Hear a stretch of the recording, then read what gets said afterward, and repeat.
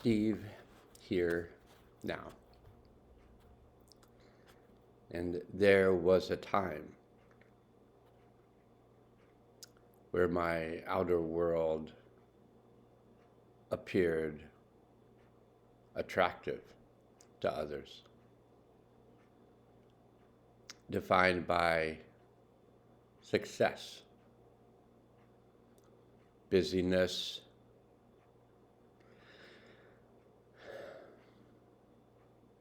people interested, healing taking place. My outer world appeared to others to have the element of success that they thought they were looking for. Meanwhile, my inner world was a shambles. I felt like I had created a monster, thinking that quite possibly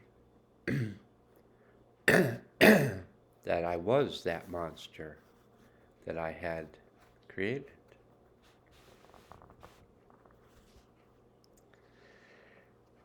And so I realized that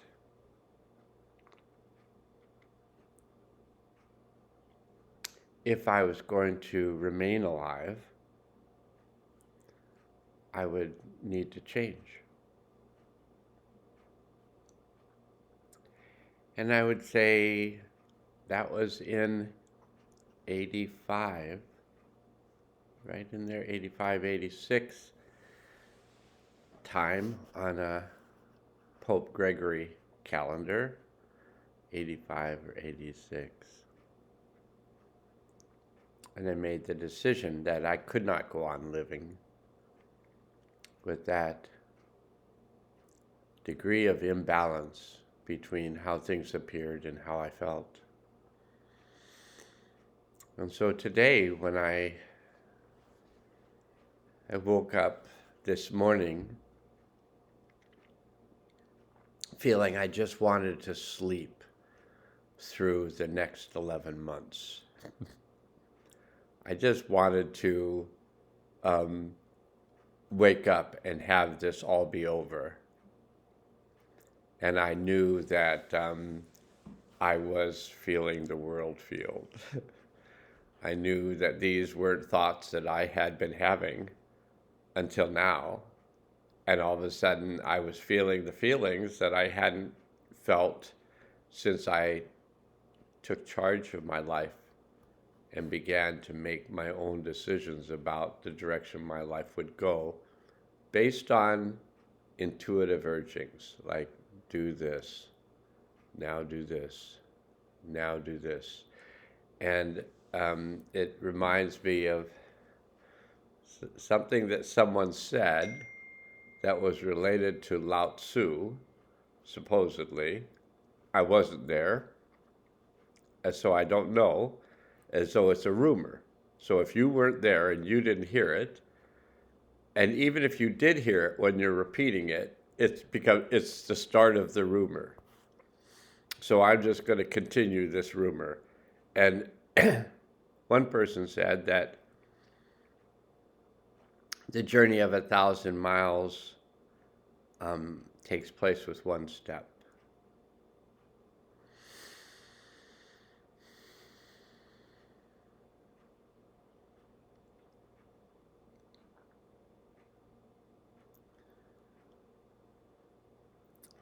I read between the lines.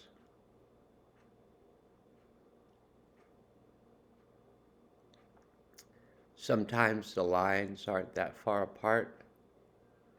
Sometimes the words that are communicated are real clear and real painful.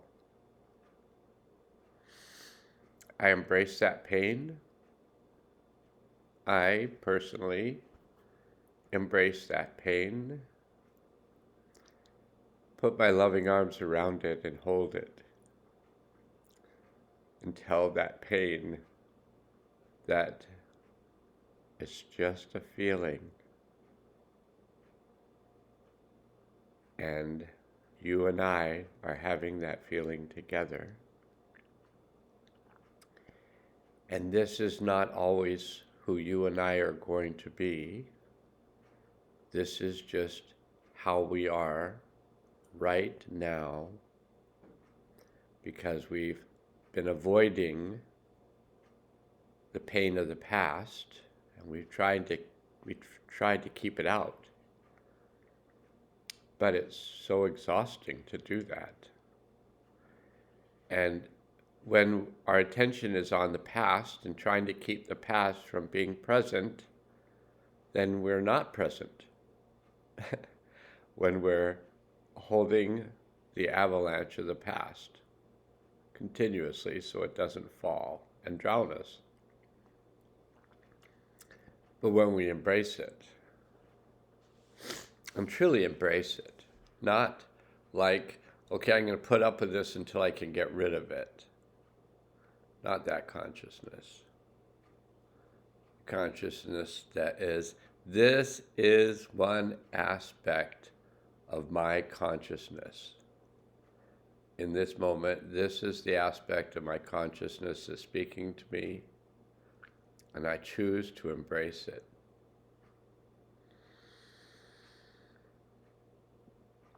The other day, a client of mine and I, it was suggested to us that this energy was going to be coming through us that was going to be going to another location. And when both of us felt that where this beautiful, clear, loving energy was coming from, and when we felt where it was going, we felt like it was going to a despicable character. We didn't name names, but we just felt the darkness of that character, and that we were going to be bringing this beautiful love and light through us, through our hearts, to this character. And both of us didn't want to do it. Both of us felt resistance, like, no, this character does not deserve our love. And then I got it. Who in the world needs our love more than this character? And anyone that we're loving in the world, we are loving inside ourselves, because the world is us and we are the world. So we let this love and light flow through us, and I could feel it, and it was palpable, and it caused my heart to hurt. Not that the love and the light causes the pain, but the pain is, we are made aware of the pain when we're in the love and the light. Then the pain is always of the past. The fear is of the future. But the pain is of the past, and the fear of the future may be fear of a similar pain in the future, based on the fact we've dragged this along with us for lifetimes, and maybe it's time to let it go. So oftentimes when I'm in a session with another, so I do observational healing, so I hold a place of presence surrounded by a group of beings that hold an energy that allow change. And the client I'm working with, I never enter the field of another. I work with the field of relationship between the other and myself. Between us, we have a field of relationship, and I help to ground the disturbance in that field.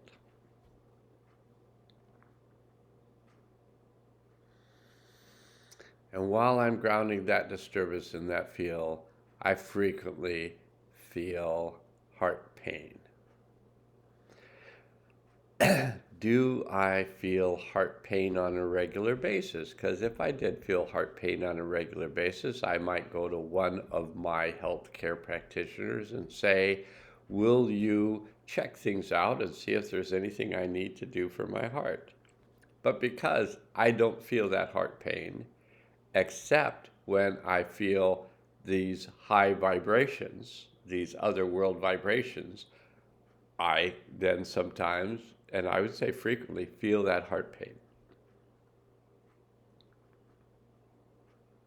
And whenever I feel that heart pain, my guides say, there is nothing wrong with your heart. They tell me straight out because they know I, could go into that place. They say, there's nothing wrong with your heart. You are just feeling pain release from the heart of another and from your heart. Because once that stuff starts getting freed up, it's like if it was just one flake of snow of an avalanche, they would just call it a falling flake. But because that avalanche starts and everybody goes, woo, we're going for a ride, and they just fly down the mountain. It's a group decision.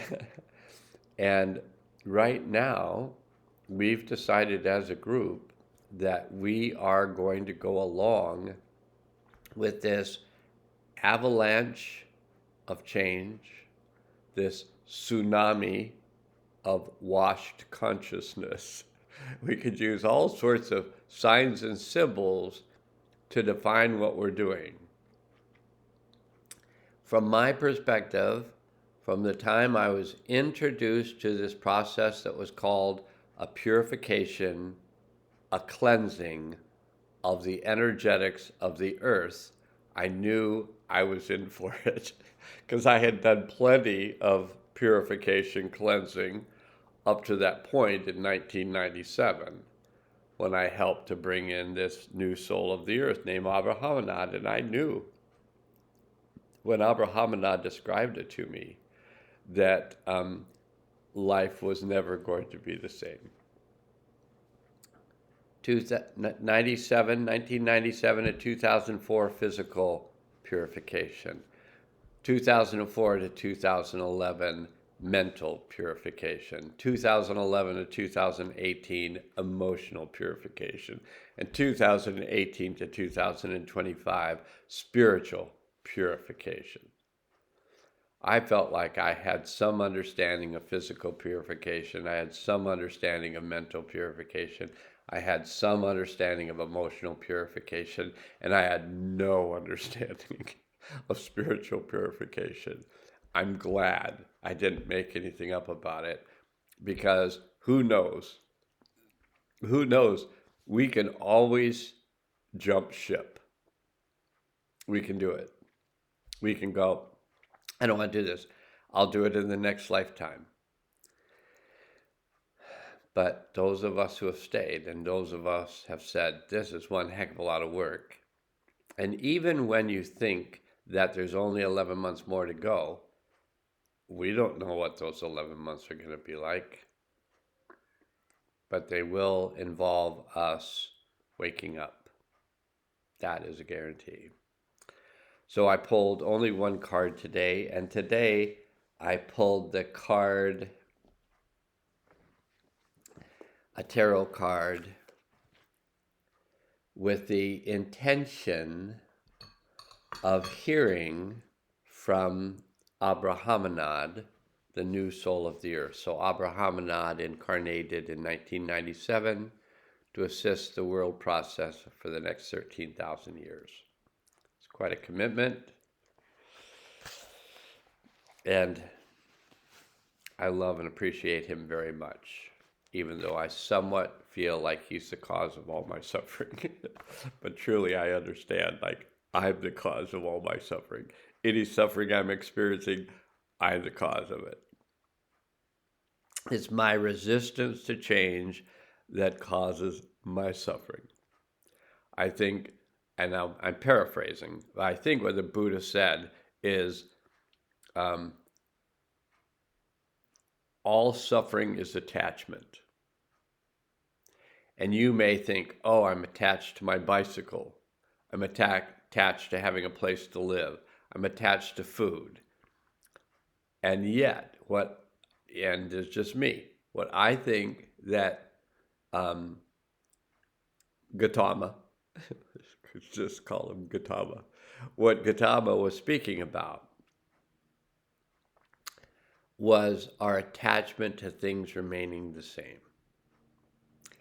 And when we give up our attachment to things remaining the same, we give up the emotions we've been holding to our stories. Oh, they did this to me. Oh, they did that to me. When I was only this age, this thing was done to me, and it caused me a lifetime of terror and suffering and pain and guilt and shame and grief and blah, blah, blah. And I'm not saying blah, blah, blah about your event, because I've had the events and I've talked about them and I've worked through many, many, many events. Many events, because I not only did my own events, but I did events with others as well. It's the attachment. Suffering is holding on. I know this because I've done a lot of holding on in my lifetime, and I've done a lot of letting go. And when I let go, I'm letting go of the known, which is suffering, to the unknown, which I cannot define because I don't know it. It's only unknown because we don't know it. We do know what we're holding on to. And when we make the decision, and it's a decision from the heart, not from the head, when we make the decision from the heart that we're going to just feel brave and we're going to go ahead and face whatever it is that is causing us pain, which is attachment. All pain, all suffering is attachment. I am attached to this. I am going to face it. I'm going to embrace it. I think we started with embrace it. I'm going to embrace it. I'm going to accept it. I'm going to let it have full space within me.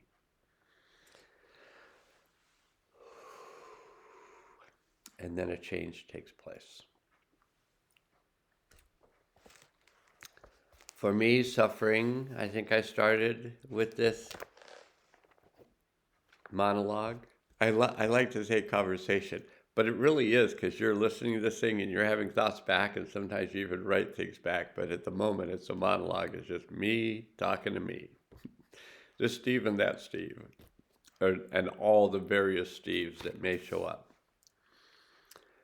So, related to the tarot, we got the Four of Cups, cups relating to emotions. And the word related to the Four of Cups in this deck is luxury.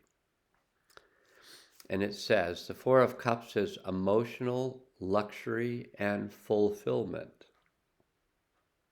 This symbol represents the experience of feeling emotionally fulfilled and satisfied internally, which are the cups filled from deep within, radiating out, and feeling equally satisfied about external situations, which are the cups reflecting outwardly. What we have represented here is the two-way flow of internal and external fulfillment and satisfaction that is being experienced emotionally. The astrological symbol associated with this card is moon, the crescent moon, at the top of the card in Cancer. The astrological symbol at the bottom of the card. Moon in Cancer is the aspect of feeling very nurtured, interesting, from deep within, the moon. Whenever you pull this card, it's an indication in the next 4 weeks or the next 4 months, you are determined to experience emotional luxury internally and externally. You are no longer willing to support the dichotomy of feeling internally full and externally empty, or feeling externally full and internally empty. True emotional luxury is the experience of feeling internally satisfied and fulfilled, as well as feeling emotionally fulfilled externally also. It also indicates that the next 4 weeks to the next 4 months, you could work well with luxury items such as jewelry, antiques, computers, counseling, fashion design, or anything that would be considered a luxury. The Four of Cups can symbolize that in the next 4 weeks, the next 4 months, that there is an experience of internal and external emotional satisfaction. Also, luxury can be experienced in your life in the next 4 weeks or the next 4 months through Cancer people, family members, or extended family members. So,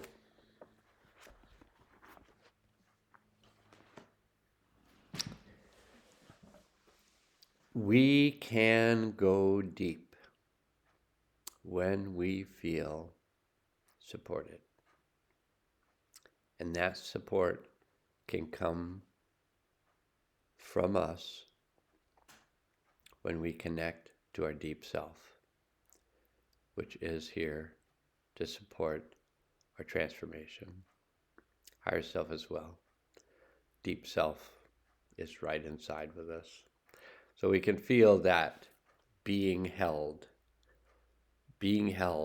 in comfort as we let go of the past in the present. And there is a quote that I'm going to find here.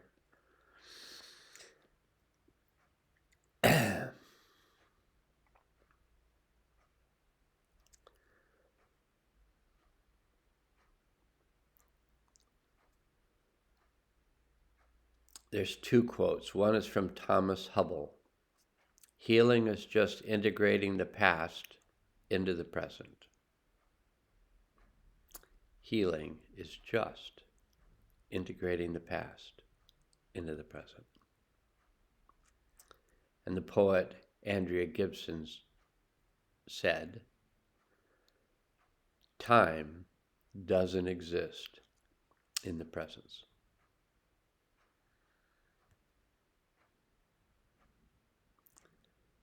She also said, the most vital time of any art is just the noticing.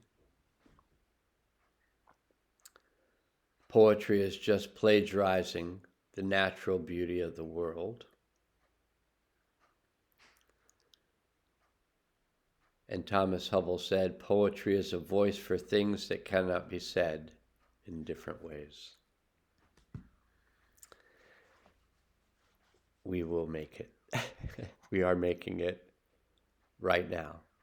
We're making up the world we wish to live in by integrating the world that we've attempted to avoid and now accept. And with that, namaste.